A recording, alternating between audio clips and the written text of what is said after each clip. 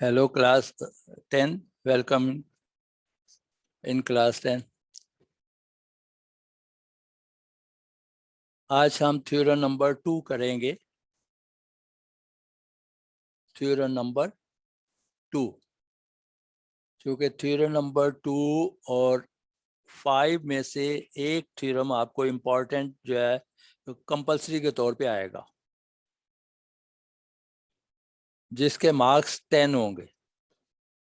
इन दोनों में से थ्योरम नंबर 2 और थ्योरम नंबर 5 में से कोई एक आपको 10 मार्क्स में आता है।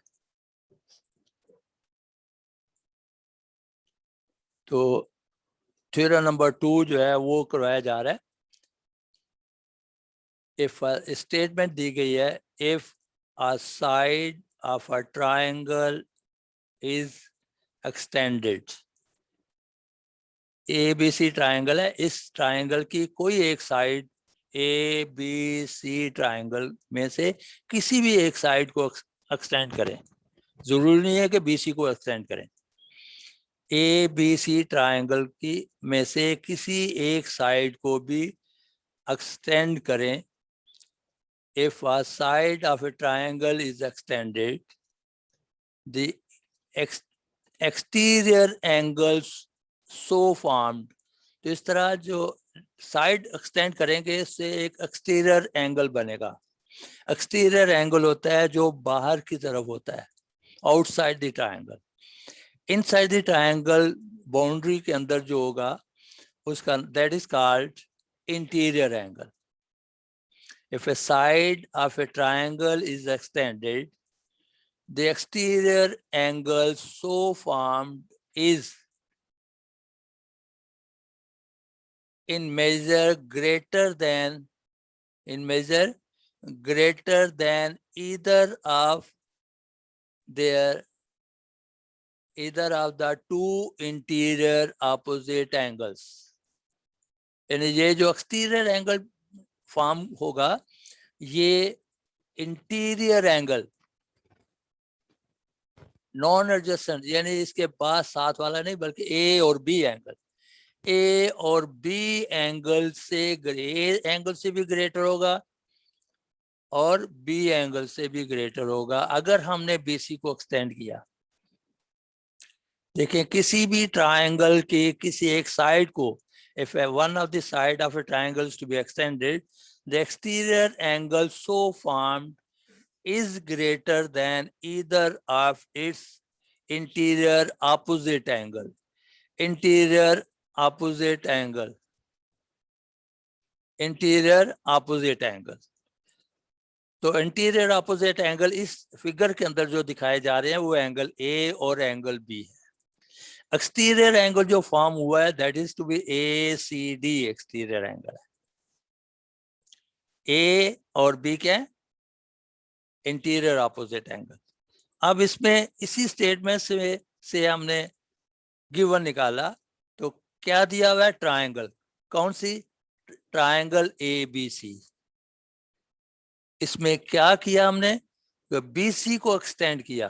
देखें A B C triangle, A B C actually हमारे पास ट्राइंगल ए बी सी थी, उस ए बी सी ट्राइंगल की बी सी साइड को एक्सटेंड किया अप टू डी। डी तक जब एक्सटेंड किया तो हमारे पास A C D exterior angle form हो गया। A C D exterior angle form हुआ।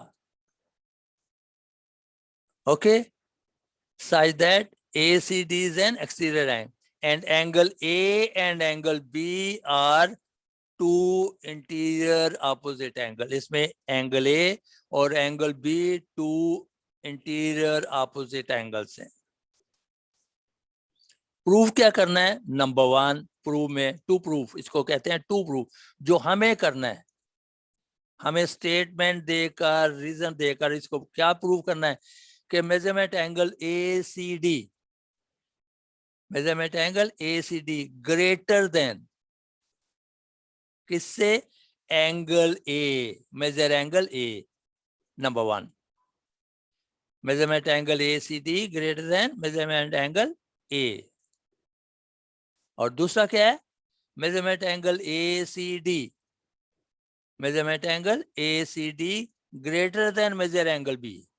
इसी के सामने ये measurement angle ACD greater than measurement angle B।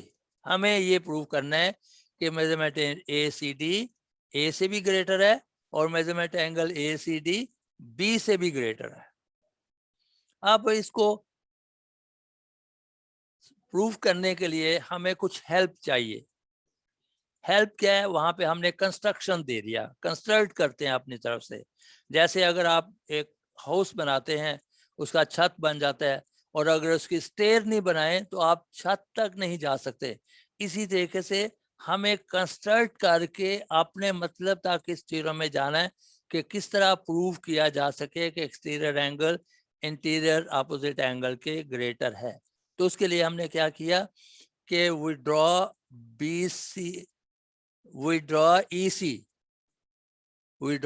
EC parallel to AB। आप देखें AB और EC दोनों आपस में पैरेलल हैं। दोनों क्या हैं आपस में, हमने उसके पैरेलल EC को AB के पैरेलल हमने ड्रॉ किया। We draw EC parallel AB, EC parallel AB, EC parallel, ये वर्टिकल दो लाइनें, ये इसको पैरेलल का नाम दे देते हैं। तो EC लाइन सेगमेंट है, AB भी लाइन सेगमेंट है। We draw EC parallel AB। उसके बाद है प्रूफ। प्रूफ में हमने ये खास तौर पे याद रखिएगा कि प्रूफ जो है वो हमेशा लास्ट में स्टार्ट होता है। टू प्रूफ का मतलब है जो हमने प्रूव करना है। प्रूफ का मतलब होता है हम उसको रीजन देते हुए स्टेटमेंट को प्रूव करना है कि ये स्टेटमेंट इस लॉ के तहत, इस पोस्टुलेट के तहत, इस एक्सियम के तहत ये लिखा जा रहा है कि ये इसके तहत। आप देखिए नंबर फर्स्ट देखिए स्टेटमेंट में AB parallel CD, AB parallel C, ये कहां से हो गया, आप देखें ऊपर कंस्ट्रक्शन, तो आप आगे क्या लिखेंगे, कंस्ट्रक्शन। ठीक है, देखिए वापस AB पैरेलल किसके है, C। क्यों, AC इज ट्रांसवर्सल, AC उसको कट कर रहा है। देखें फिगर में देखिए AB और EC दोनों पैरेलल है, तो AC उसको कट कर रहा है, इसको ट्रांसवर्सल कहते हैं। ठीक है, तो इस तरह दो एंगल बन गए, एक एंगल ACE बना और एक एंगल DCE बना। ये दो एंगल, इन दोनों को ऐड करें तो एंगल ACD होता है। फिर दोबारा से चलिए स्टेटमेंट में देखिए AB parallel CE and AC is a transversal. उसके आगे बिल्कुल उसके आगे सामने नंबर 1 दिया है, इसको कहते हैं कंस्ट्रक्शन। तो हमने कंस्ट्रक्ट किया, तो इसे रीजन क्या दे दी कि कंस्ट्रक्शन की वजह से ये दोनों कंस्ट्रक्ट किया हमने। उसके बाद नंबर 2 में देखिए measurement angle A is equal to measurement angle 1। Figure में देखिए मेजरमेंट एंगल A, वो ऊपर A एंगल जो है एंगल नंबर 1 के इक्वल है। क्यों, अल्टरनेट एंगल, क्योंकि AB और CE दोनों पैरेलल हैं और AC ट्रांसवर्सल है, तो इस तरह एंगल A और एंगल 1 अल्टरनेट एंगल हो गए। तो अल्टरनेट एंगल पैरेलल लाइंस के हमेशा कॉन्ग्रुएंट होता है, तो इसमें एंगल A और एंगल 1 इक्वल हो गए। ओके, चलिए आप नेक्स्ट देखिए, उसमें नंबर 3 में देखिए AB पैरेलल C। दोबारा से हमने वही दोबारा ले रहे हैं हम, नंबर 1 वाली बात, AB parallel C and BD is a transversal. BD triangle कीजिए, देखिए AB पैरेलल C और BD नीचे लाइन सीधी जा रही है, BD लाइन इसको कट कर रही है, तो एंगल B और एंगल 2 कॉन्ग्रुएंट होंगे। इनको कहेंगे कॉरस्पॉन्डिंग एंगल। दो पैरेलल लाइन की सेम साइड में जो एंगल बनेंगे उनको कॉरस्पॉन्डिंग एंगल कहते हैं। तो एंगल B और एंगल 2 दोनों पैरेलल लाइंस के एक ही साइड में राइट साइड में दोनों बढ़ रहे हैं और पैरेलल लाइन के बन रहे हैं, तो इसलिए इनको कॉरस्पॉन्डिंग एंगल कहें। तो एंगल बी जो है वो एंगल 2 के इक्वल है। ओके, अब अभी तक जो हमने प्रूव किया है कि एंगल ए जो है एंगल 1 के इक्वल है और एंगल बी किसके इक्वल है, 2 के। ये दो बातें खास तौर पे आपको पहले करनी है। अब देखिए, angle B is equal to angle number 4 को, नंबर 4 जो है angle B is equal to measurement angle 2। इस ये भी ये कॉरस्पॉन्डिंग एंगल आगे मैंने बताया, वो देखें रीजन में दिया हुआ corresponding angle of parallel lines, corresponding angle of parallel lines. Okay, अब नंबर 5 में आते हैं। तो 5 में हमने क्या किया, 2 और 4 को ऐड कर दें, 2 और 4 को ऐड करें, measurement angle A plus measurement angle B लिखा हमने। लेफ्ट साइड में ऐड कर दी और राइट साइड में मेजरमेंट एंगल 1, ये सी लिखा हुआ है, ये एंगल का सिंबल है यहाँ पे, ये एंगल का सिंबल है, ये एंगल लगना है, सी नहीं है, ये एंगल का सिंबल, एंगल का सिंबल, एंगल का सिंबल है ये।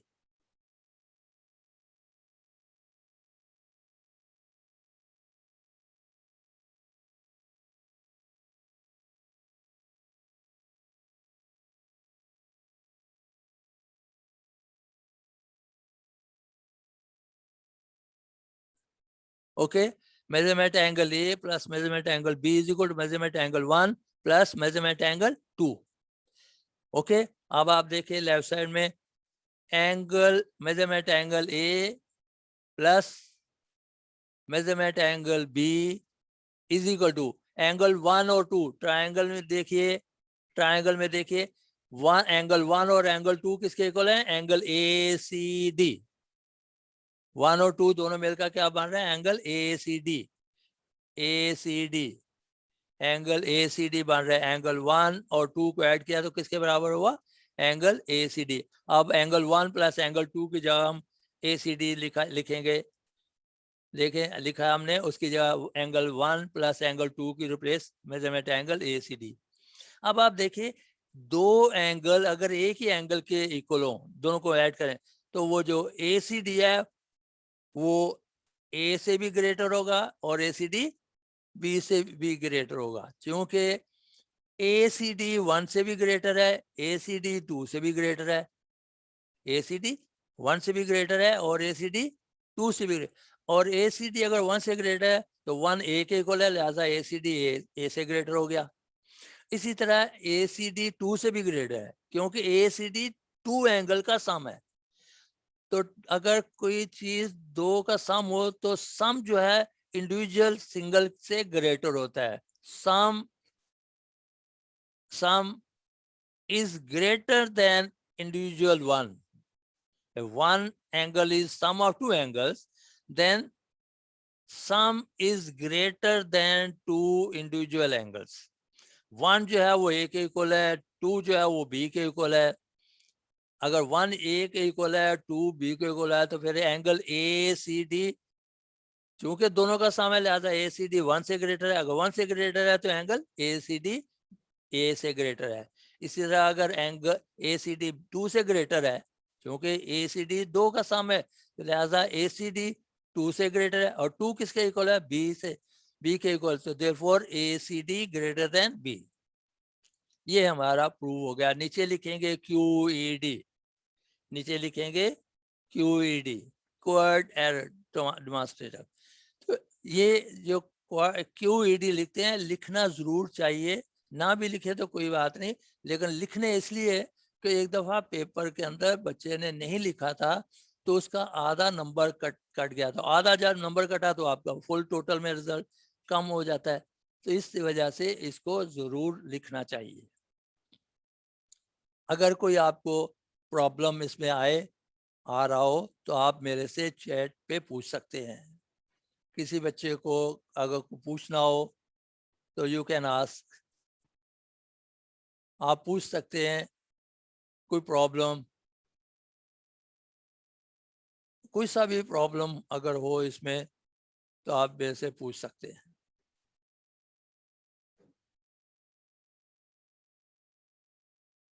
हेलो हेलो, कोई प्रॉब्लम नहीं? ओके।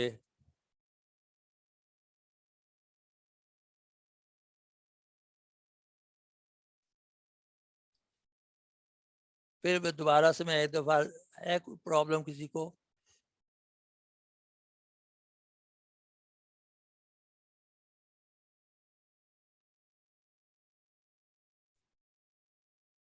QED ये Greek word quod ad demonstrative, जो हमें प्रूव करना था, which was to be proved, English में इसको कहते हैं which was to be proved, जो हमें प्रूव करना था, क्वाड एड डेमोन्स्ट्रेटिव। ये ग्रीक वर्ड से अल्फाबेट ले ली गए हैं, QED, which was to be proved, जो हमें प्रूव करना था। ओके, अब बेटे इसको ये थ्योरम और थ्योरम नंबर 2 और थ्योरम नंबर 5 में से एक बहुत इंपॉर्टेंट है, वो आपने जरूर करना है। ये दोनों दो थ्योरम जो है 10 मार्क्स के आएंगे, ये दोनों थ्योरम 10 मार्क्स के आएंगे।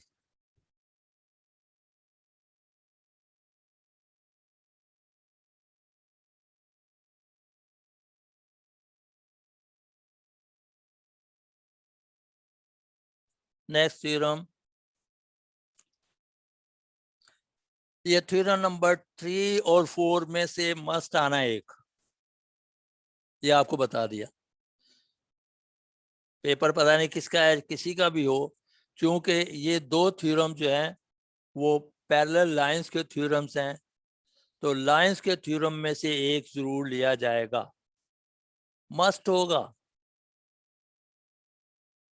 तो इन दोनों थ्योरम को 5 मार्क्स में, और अगर पेपर को बहुत आसान करना चाहेगा पेपर सेटर, तो वो क्या करेगा, इन छोटे से दो थ्योरम में से 1, 2 और 3 में से कोई सा एक 10 मार्क्स का दे देगा, और दूसरा भी इसी तरह का छोटा सा देगा 10, 5 मार्क्स के, तो आप ताकि बच्चे आसानी से पास हो जाए।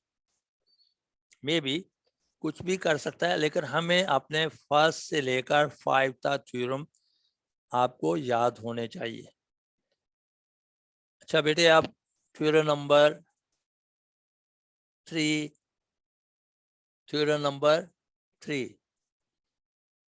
if a transversal slant side slant form में कोई लाइन किसी को कट करे तो उसको ट्रांसवर्सल, पैरेलल लाइंस को कट करे तो उसको ट्रांसवर्सल कहते हैं, कट करने वाली line.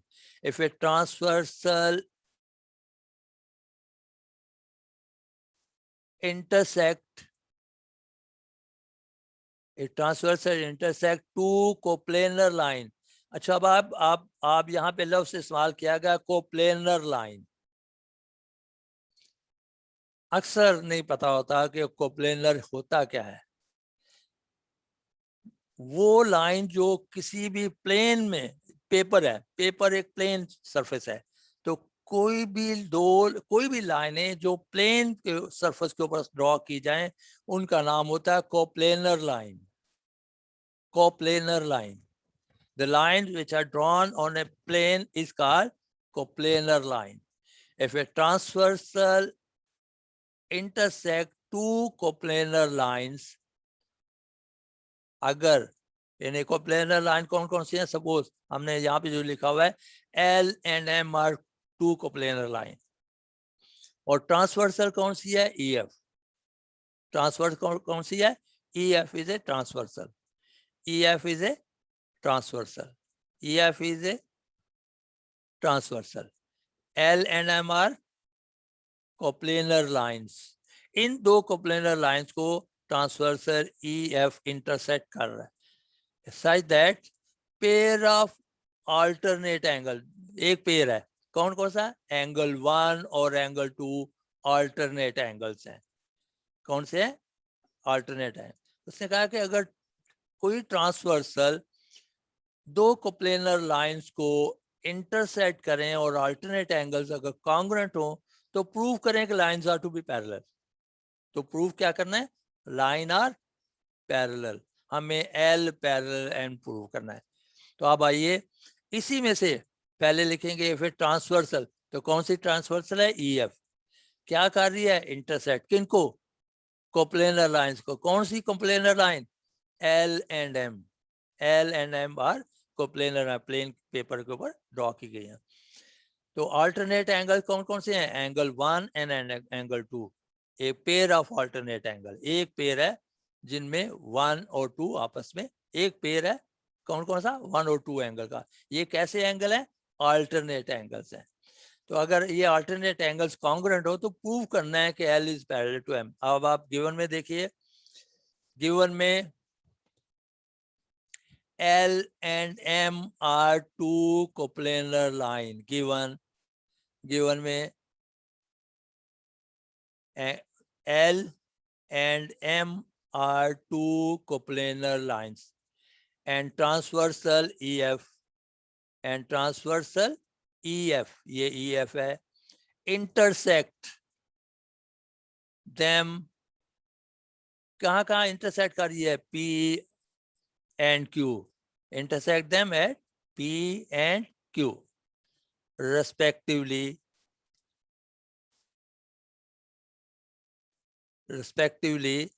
such that angle 1 congruent angle 2। अच्छा बेटे याद रखिएगा, कॉन्ग्रुएंट लिखा हुआ हो तो एम नहीं लगाना, अगर एम लगाना था फिर कॉन्ग्रुएंट नहीं होगा, फिर इक्वल होगा। कॉन्ग्रुएंट में मेजरमेंट नहीं होती, इक्वल में मेजरमेंट होती। Equality represent the actual measurement, actual calculate करते हुए, स्केलिंग करते हुए, स्केल से किया जाए तो फिर ऐसे होता है। ओके, टू प्रूफ, ये टू प्रूफ में गलती आई है, नीचे देखें, to proof L parallel M, के लिखा हुआ है, पैरेलल वर्टिकल लाइन आनी चाहिए, ये प्रूफ टू प्रूफ, ये के खत्म कर दें तो करेंगे तो इसके दोनों वर्टिकल लाइन ड्रॉ कर दो पैरेलल के लिए। वर्टिकल ऊपर से नीचे की तरफ, ऊपर से नीचे की तरफ वर्टिकल होता है, ऊपर से नीचे की तरफ दो पैरेलल लाइन लगा देंगे तो के की रिप्लेस पैरेलल लाइन आएंगी।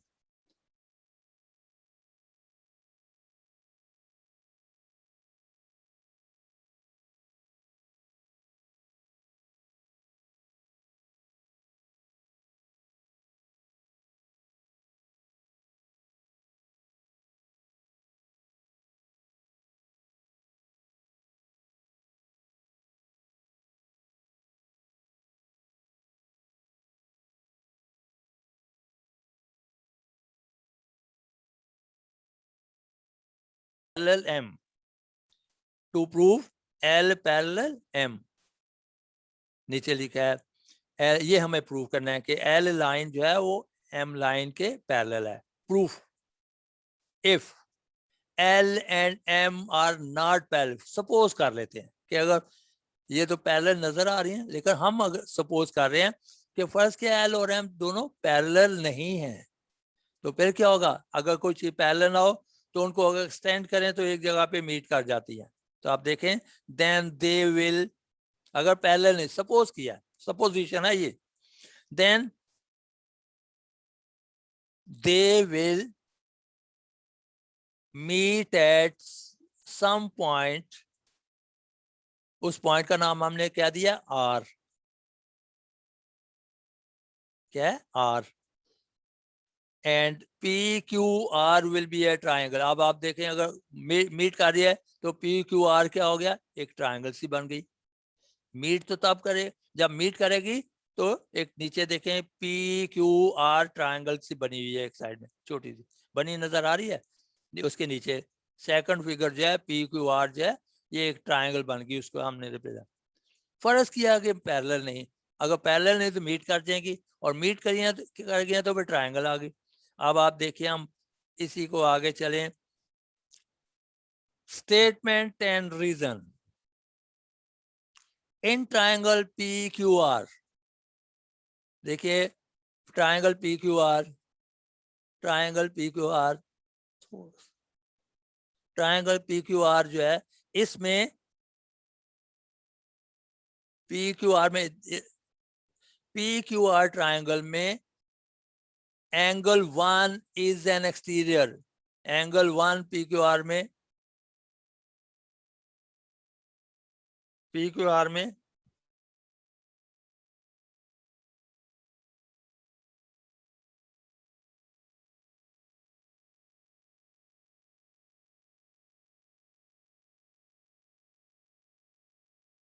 क्यू आर में angle 1 is an exterior angle,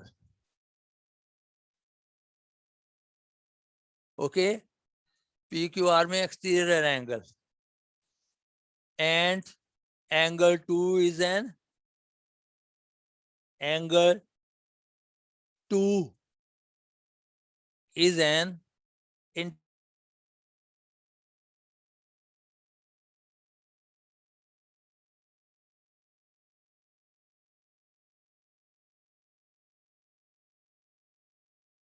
angle 1 क्या है एक्सटीरियर, एंगल 2 क्या हो गया इंटीरियर।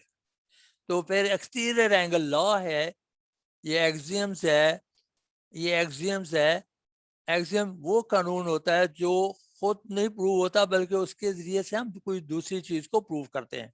तो ये 1 जो है 2 से ग्रेटर है क्योंकि एक्सटीरियर एंगल इंटीरियर एंगल से ग्रेटर होता है। तो आपने इसी वजह से नंबर 2 में हमने लिखा angle measurement angle 1 is greater than measurement angle 2। जब greater than less than equal हो तो मेजरमेंट लिखना है। अब क्या है एक्सटीरियर एंगल, स्टेटमेंट में हमने दिया रीजन दिया exterior angle is greater than interior angle. Exterior angle interior angle से क्या होता है ग्रेटर होता है। लेकिन हमें गिवन में दिया हुआ है, गिवन में क्या दिया है कि measurement angle 1 is equal to measurement angle 2, 3 number पे देखिए, but measurement angle 1 is equal to measurement angle 2 ये गिवन में। तो गिवन कभी गलत नहीं होगा, गिवन तो उसने कहा है कि ये है, हमने क्या प्रूव कर दिया कि एंगल 1 ग्रेटर देन एंगल 2। तो इसका मतलब याद जो इक्वल है वो ग्रेटर नहीं हो सकता लेस नहीं हो सकता। तो लिहाजा हमारी स्टेटमेंट क्या होगी गलत होगी।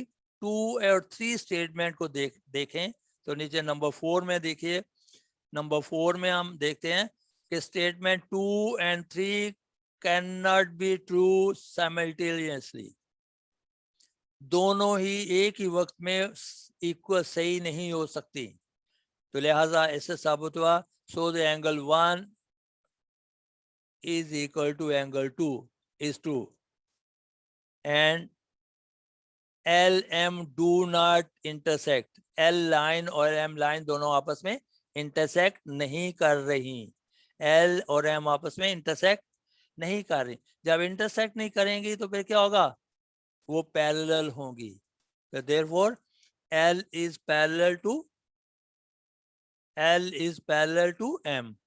तो ये थ्योरम नंबर 3, 2 और 3 हमने आज किया पहले पीरियड में। नेक्स्ट पीरियड में हम 4 और 5 करेंगे। नेक्स्ट में हम क्या करेंगे 4 and 5।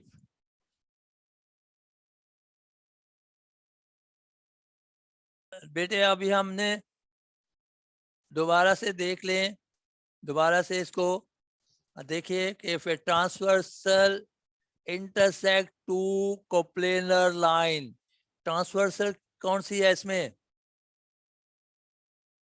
EF, वेरी गुड, कौन सी है EF, EF is a transversal. If a transversal intersect two coplanar line, two coplanar line कौन कौन सी है L and M, L and M क्या है कोप्लेनर लाइन है, एक ही प्लेन पेपर को ऊपर लाइनें ड्रॉ की जाए। तो कोप्लेनर लाइन जब आप ड्रॉ करें बहुत सारी लाइनें ड्रॉ करें तो कोई दो पैरेलल हो सकते हैं, कुछ पैरेलल नहीं भी हो सकती, आपस में इंटरसेक्ट भी कर सकती हैं। तो it is not to be compulsory coplanar lines are to be parallel, they may intersect, may be parallel और may not be parallel. Coplanar lines parallel हो भी सकती हैं, नहीं भी हो सकती। ओके, तो हमने ये लिखा, इसी वजह कोप्लेनर लिखा है कि एक ही प्लेन के ऊपर लाइनें ड्रॉ की जाएं, तो कोप्लेनर लाइन उनमें कंडीशन पे दे दी गई कि अगर कोप्लेनर लाइन को कोई ट्रांसवर्सल इंटरसेक्ट करे तो अगर अल्टरनेट एंगल कॉन्ग्रुएंट है तो लाइनें पैरेलल होती है, ये याद रखना। तो हमने उसने कहा कि प्रूव करें। होता तो ये सही है कि अगर ट्रांसवर्सल किसी दो कोप्लेनर लाइन को कट करे तो वो उनके अगर अल्टरनेट एंगल कॉन्ग्रुएंट हो जाए तो लाइनें पैरेलल होती हैं, और अगर लाइनें पैरेलल हो तो अल्टरनेट एंगल कॉन्ग्रुएंट होते हैं। ये दोनों एक दूसरे के रिवर्स हैं। If lines are parallel, alternate angle must be congruent.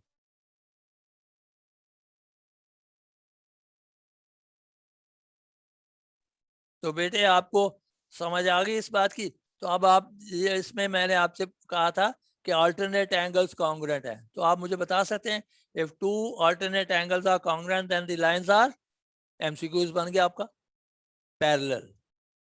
If two alternate angles are congruent by transversal, the lines are parallel. Or if a transversal intersect two lines,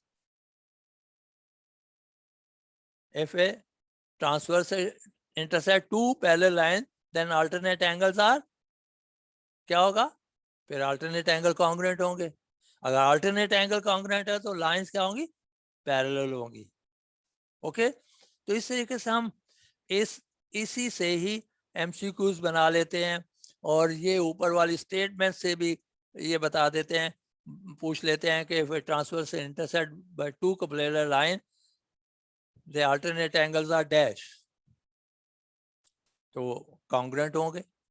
यानी इसी स्टेटमेंट को थ्योरम नंबर 3 की statement में से भी, क्योंकि अक्सर ऐसे होता है कि स्टेटमेंट जो होती है उनमें से MCQs बना दिए जाते हैं।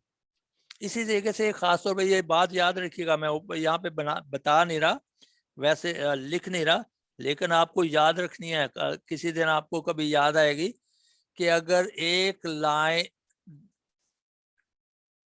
दो एंगल्स कौन से? adjacent supplementary angles. If two adjacent supplementary angles को दो लाइनें उनके बाइसेक्टर, adjacent supplementary angle के बाइसेक्टर में नहीं, दो हिस्सों में डिवाइड करने वाले। If a bisector of the two adjacent supplementary angles are perpendicular to each other, then they are at dash, क्या हो गए? वो राइट एंगल पे है। और अगर बाइसेक्ट कर रहे हैं तो they are perpendicular to each other. अगर ये प्रूफ इस तरह MCQs आ जाता है कि अगर if two bisector of the two adjacent supplementary angles are dash to each other, क्या कहेंगे? They are perpendicular to each other. Bisector of two adjacent supplementary angles are dash to each other, क्या होंगे? Perpendicular to each other. याद रखना है, मैंने बार बार दोबारा से कह रहा हूं, bisector of the two adjacent angles are dash to each other, क्या होते हैं? Perpendicular to each other. Bisector of two adjacent angles are dash to each other, they are perpendicular to each other.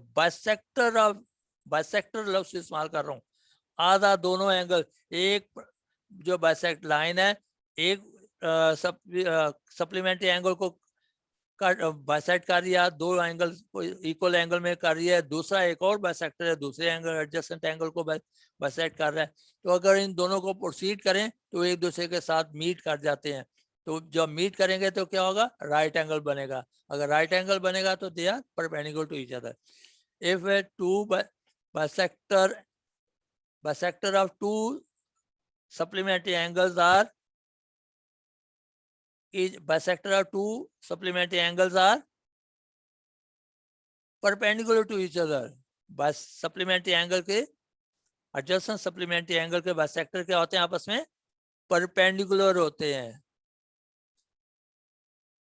Okay, ये मैं फिर आपसे पूछूंगा किसी वक्त भी। ओके, अच्छा एक और बात बता सकते हैं मुझे, A over A root, A over A root का आंसर क्या है एमसीक्यूज में? ए ओवर ए रूट,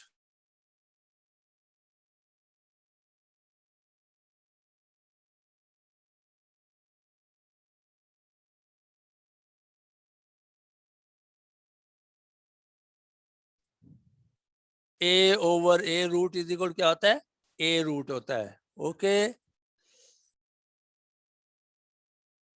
अब नेक्स्ट क्लास में देख करेंगे, तो नेक्स्ट क्लास में हम 4 और 5 करेंगे, 4 और 5 करेंगे। खुदा हाफिज, 10 मिनट के बाद हम दोबारा से मिलेंगे।